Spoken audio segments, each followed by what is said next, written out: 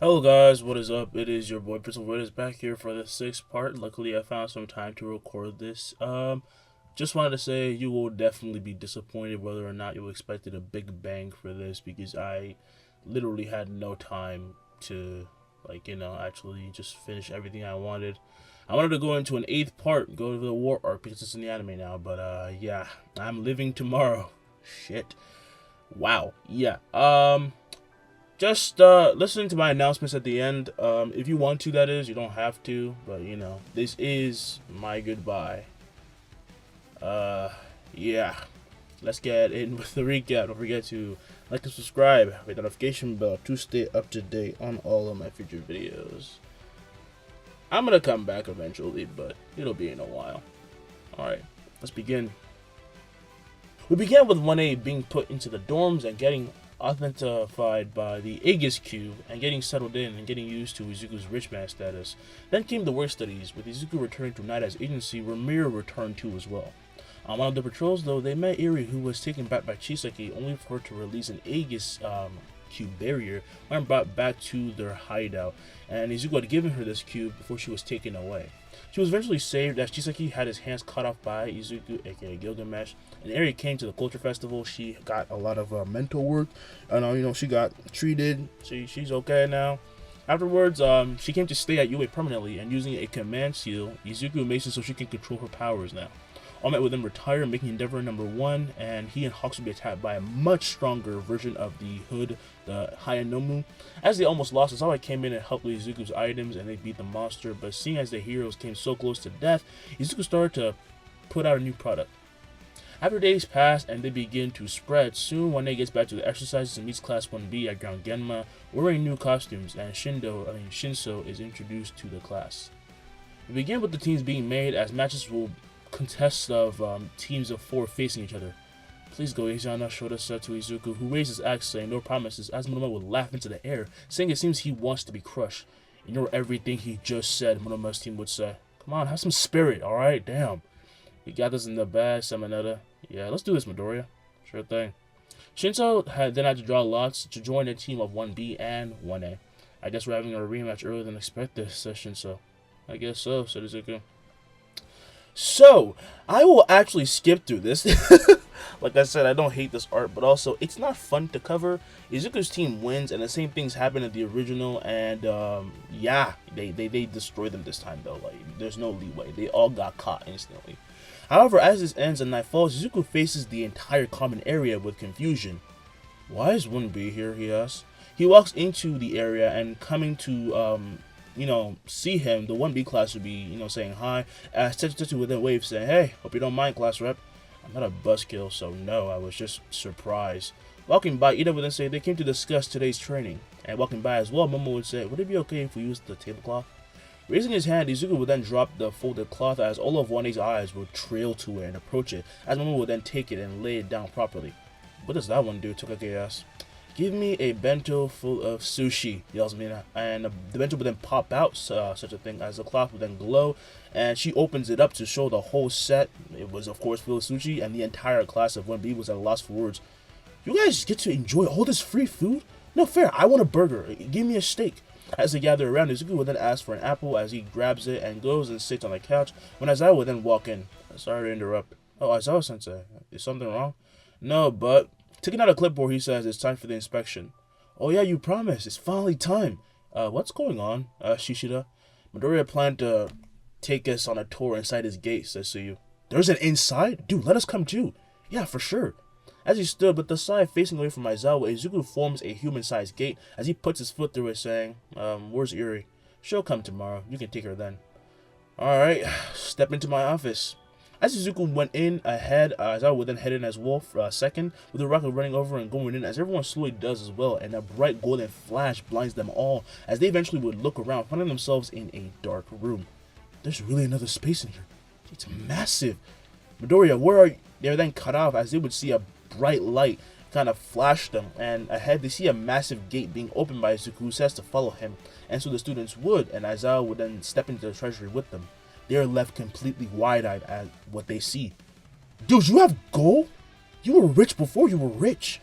Running around, they would just look at everything, all the types of weapons hung up, all the items, and everything was just well taken care of. And looking up at the high ceiling, they saw there were other floors in here, with Izuku creating some stairs, and he gestures for anyone who wants to use them to use them. As some run up, they ask where what the other floors hold, and Izuku would then say, "My more modern items like my motorcycle, my hot spring." "Oh, cool! Man, this place has everything." As I would then walk around, finding a large cupboard and opening up to see 100 types of potions of all different colors, and Izuku would then walk up saying, "Don't worry, if not allowed, no one can mess with it. But this is just a lot. You could live here." I did once, when I felt like I was losing it. I came here. Want me to show you around? It would be appreciated. As they head off, Izuku would then, "You have 30 minutes. I'm busy, so just check out the second floors today, nothing more." As the second floor, people hear this, they're kind of bitter, but also amazed, like it's just a lot. And Monoma is then being shaken as he's like walking around by Kendo, who says, "Oh, admit it." "Admit what? I mean, this is amazing. I'm not that hard-headed. There is another world in here." He would then pick up a pair of black gloves with golden lining as he pushed them on, and his fingertips would emanate bright light as he's hoisted to the sky, surprising himself as well as Kendo, and below him would form a steed made of light, a horse with wings. "How the hell does that even work?" Monoma yells. "I don't know. That doesn't even relate," said Kendo. Kaminari, Bakugo, and Todoroki then come around, being surprised at the scene as well. "Dude, you look like some knight," said Kaminari. "I can see why Midoriya never keeps count. It's too much," said Todoroki. Walking around, Bakugo then picks up a crown and puts it on when he then begins to bulge with light and beefs up as black shields then form floating around him. I feel like there are just a lot of things we're gonna get shot at no matter what today. Oh, definitely. But they do have fun. This is a whole space inside the gate. It's really fun. As Aizawa gets his data, which also confirmed that this place could be used as an evacuation zone. Definitely, it is huge. When they exited, the class was so bombarded by knowledge and so excited, they decided to just go to sleep because it was just a lot. They needed to take it in with a nice, little nap. We then fade to black. Opening up on the streets of Mutatafu, as night had fallen, we see citizens running through the streets away from a wave of water on which some villains would be riding on. Washing past them and taking their valuables, the villains would revel in this late night fun. If it wasn't for this annoying cube thing, we would have taken the whole local bank. "Hey, no time to complain. Besides, this is way more fun," said their boss. As they agree and laugh, though, in the blink of an eye, they're caught by golden chains and become wide-eyed as their wave of water is frozen, with Bakugo blasting past them as he would twist and land on the sidewalk, holding the stuff they stole. And looking forward, the villains saw a flying Izuku and Todoroki make their entrance. Todoroki is then dropped by Izuku, and they would say, "Damn it, this guy, he's just everywhere." Coming to a swerve with his car, All Might would then make his way out as he begins to gather citizens to somewhere safe. Later down the street, never mind. The leader would then struggle while his men had already given up, with him thinking, "What the hell, how are these so strong?" Walking back, Bakugo would then yell for the idiots who got their things taken away to come get them, and Slide and Go, the hero, will then come in with All Might, just like they run over, and Slide and Go says that he'll take care of everything. The new generation. It's really good to see you work, and it's good to see you in person, Midoriya. The pleasure's mine. By the way, with how fast those belongings were taken back, you'd be a great pickpocket," said Todoroki. "I'm gonna be a hero, you idiot. Shut it." Hugging them all, though, Sango would then say regardless they did a pretty good job, and All Might would say the same. We will fade to black. Time passes as New Year's would soon arrive. Everyone celebrated Christmas and talked about who they wanted to work with this time. It stays about the same, but not for the main trio. The crime rate has dropped significantly with the implementation of those seals by at least 50%, which is like a lot. So officially, Izuku is worth billions because Japan has decided to also share these inventions with other countries, primarily America. So they're gonna make bank. So for now, for New Year, students are allowed to go back home as we find Izuku drinking some hot tea in Inko's room. And as he puts down his cup, Izuku will then remember something. "Oh, look, I got these." Reaching into his inside pocket, he brings out 2 letters, one written by Koda and another by Eri. Aren't they adorable? Seeing Izuku smile so heartily again after so long, Inko said that it's to be expected. "You're their hero, right? I told you making friends would be good." Putting away the letters, he says, "Fine. It's great. You were right." Spending the night over at his house again for a long time, he hasn't done it in a while. Izuku is picked up the next day by the UA bus and meets his classmates before being dropped off with Bakugo and Todoroki as they go and find Endeavor. "Hey there, I'm Endeavor." "Is that what you were expecting?" the hero said. "I'm not gonna like you either, so no hard feelings," Izuku said. Honestly, I ain't thrilled about having the two of you here. I only want a Shoto. Well, stop complaining, you already agree, said Todoroki. The disheartened Endeavor then hangs his head as he says to follow him, and they do. The Bakugo saying, "You're kind of annoying for an adult, you know that, right? You're seriously friends with this boy?" "Yes, we're not friends," Bakugo yells. "They're friends," Izuku said, with Bakugo yelling for him to not lie on his behalf. "And also the reason you're alive is because Deku gave over his items, so don't act all high and mighty," said Bakugo. Whacking him over the head, Izuku would then say to chill out, while Todoroki says, "I'm glad you're alive." But he's not wrong. Clenching his fist, Endeavor would then be at the end of his rope, but he's kind of pissed off. But he calms himself. "I never thanked you for the items. I would be dead otherwise. Thank you, Gilgamesh. Heroes help. I wasn't going to let my friend's father die." "Good. Keep that same attitude." With those words, he leaps off the bridge they were walking on as he blasts off when he then hears a swoosh and turns to see Izuku already flying beside him in his new costume. And looking down, he saw the others chasing him while taking out their equipment. "Aren't you cold in that getup, Endeavor asks. "I have a heating function," Izuku says, as he brings out his mirror item, allowing him to see quite far and giving the exact coordinates of the villain that Endeavor was chasing. And Endeavor would then blast forward even faster while Izuku keeps up, and Bakugo and Todoroki are overtaken by the speed of the two of them. Quickly reaching the villain, the two find a floating guy using glass spheres to float on as other spheres are thrown out like crazily, unleashing a chain of attacks. But unleashing his own chains, Izuku would have them be ripped apart, while Endeavor would tackle the villain away from the buildings before then slamming him down with a punch. While falling, the villain would then throw over a massive glass sphere from the gathered glass from all around. That's what his quirk is. He gathers glass from around like the buildings. And Izuku said they chose this place because they have no Aegis cubes. He realized that there was no barriers being activated, and the hero said, "Just our luck," with him and Izuku then diving down at the ball and piercing through it with chains and flames, turning it to nothing while they chase the villain, who flies off and goes through an alleyway. As he comes out the other end, the heroes follow. The villain's waiting henchmen attack when Todoroki and Bakugo then arrive, blitzing the two of them, while Izuku summons his axe and slams its dull part, like the backhand of it, into the third one's head, slamming him to the ground, and Endeavor will then catch the main guy.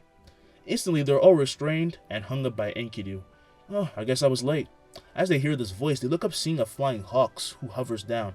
"They want to get caught up in your chains. Also, good work. This guy's number 2. He looks young as hell," Bakugo thought. "Why are you here?" Endeavor asked. "Oh, don't be like that. It's important."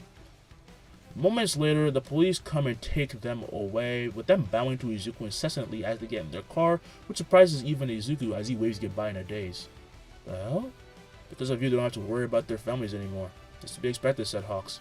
"Tsukumi wasn't wrong. You really are aloof sometimes." "Tokoyami," Todoroki said. "How's he doing?" "I wish I could work with that kid again, honestly." "Then why don't you? Everything's so vague about you, damn it," said Bakugo. "Anyway, when I have this book?" asked Hawks. Bakugo would then fume as this literally proves his point, and Izuku would then say that he's being extra angry today, and Bakugo says he's always angry, and Todoroki would agree. But Hawks does sound bizarre when he gives a book over to Endeavor, but to lessen suspicion, he gives the boys some as well. They don't think about it much, but Endeavor does, as when they get to his agency, he takes to his office, while the kids are met by the sidekicks, and they would welcome them, saying, "Welcome to the agency, guys. We're the flaming sidekickers." "I hope you're not gonna slack, genius," said Burnin. Looking around, Izuku would then point to Todoroki. "You mean him? Todoroki's totally ambitious. What are you talking about?"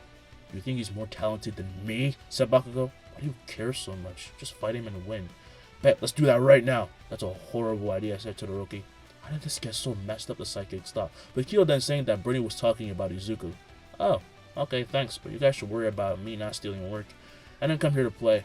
He lets off a pressure that sends a chill down their spine, and Bakugo along with Todoroki agree, and the sidekickers can see how motivated they are, and they're happy that they're not just gonna laze around. They're not like gonna get lazy, because they're thought to be very, very powerful. And this is they will show them around. And before that though, they gotta explain how filing honestly go on here, and it's very, very busy. "Honestly, boss only requests a show though, so you'll be mostly working with us," said Vernon. "The hell you say? I came here to work with the number 1. Do you know how much I need to face with that golden bastard? I need more power. Way more." As he points to Izuku, he just shrugs his shoulders, saying, "Your work is your work. I don't really care. But I'll still talk to him," Todoroki said. He agreed. At that moment, Endeavor would then barge out of his office, making his way out as everyone stops, and he tells the kids to go get dressed. "We'll be back, Midoriya," Todoroki said, with him and Bakugo heading off to change. Well, Izuku just glowed. He just glowed, and just like moments later, he's covered by his hero costume. "Oh, that's why this sounded sad. That's so convenient. I wish I had that." "Well, it's not my fault," Izuku thought. His axe then falls into his hand as he slams it down, and his tablet will then float down from a gate as Endeavor takes notice of this new item, saying, Since you're already set, I'll begin with you. Tell me what your goal is in all this. What are you working on? Have you ever played RPG games? As it never raises an eyebrow to this, Izuku would then raise his hand above his tablet as it glows with runes that then fly around him, encircling him, and a fireball is then converged before him, leaving the hero and his sidekick surprised. He's used a sword to create flames before, but now they're more concentrated, and this tablet seems to be the source of that. A new item, huh? Said Endeavor. Powerful. With a nod, Izuku would then release many new stats from a gate above him, saying that he unlocked a new series of items yesterday. Much like how mages have staffs to focus their magic power, I technically have the same thing. Yeah, my quirk makes no sense. As they all nod, even Endeavor, he says regardless, now he can control light, flames, and he also has electrokinesis. I guess my fire attacks could help me with just coordinating everything if I use it as a...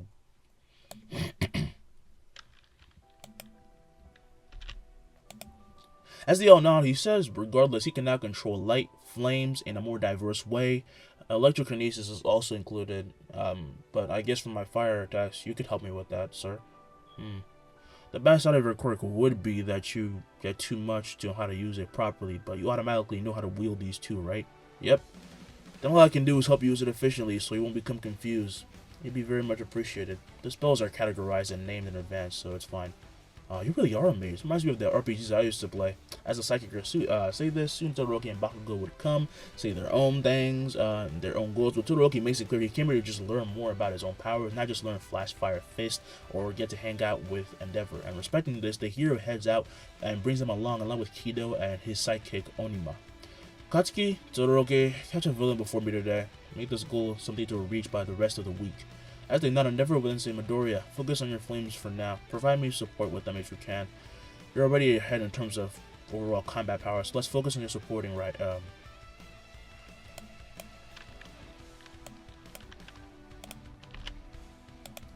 Katsuki, Todoroki, catch a villain before me today. Make this a goal to reach for the rest of the week. As they nod, Endeavor will then look to Midoriya, saying, focus on your flames for now. Provide me with support if you can. You're already ahead in terms of overall combat, so let's focus on your more supportive side. As Izuku nods, they head out and begin their final work studies. Time skip. We open up on a now old Inko rocking back and forth in a chair at her house, and she's just on her porch enjoying the light breeze, her eyes closed, when the door is then opened by Izuku, who runs out saying, I got lunch ready. Having turned 30, a few days ago, we see a scar from his head, like past his left eye, and he has a growing beard now. He also was not much more muscular, and Inko said, let me get up. Helping her stand, Izuku would then lead her in, and they take a seat, they eat, talk about their day, until Izuku has to go to work. As he runs down from the mountain they live now on, they move. He took to the skies, and he now wears a mix of Caster Gilgamesh and Archer Gilgamesh's, armor. And flying over Mutatafu, he soon arrives at a great base, which he lands at without any of the surrounding citizens being able to, take their eyes off him. They're saying hi, and he says hi back. They're very used to this. By the way, this base is huge. And as he reaches the door, it happens to be opened by Lemillion, who came to visit. Oh, there you are. Walking in, Izuku is then met by his room full of psychics. Welcome, boss. How's Miss Odora doing? Yeah, she's sleeping soundly. What do you need, senpai? Even after all these years, you still call me that. I just wanted to ask for help on a mission. Oh, is it that thing in America? Yeah. Step into my office. As they arrive at his office, Izuku will then take a seat at his desk, and they begin to talk. It has been quite a long time. The war happened quite a long time ago. As you can see, Izuku Gilgamesh has made a agency of his own. He suffers some, damages, but hey, nothing ever goes perfect in the war. He's by far one of the most richest people alive now. Even more inventions have come out from him. He's practically the only reason crime has dropped all over the world. He's the best of the best, the strongest of the strongest, the most powerful hero, with an unpredictable arsenal and artillery. I didn't really know what to say past this. So I'm going to show you my face now, since it might be the last time you see me with, all this. That was a horrible transition. Hey there.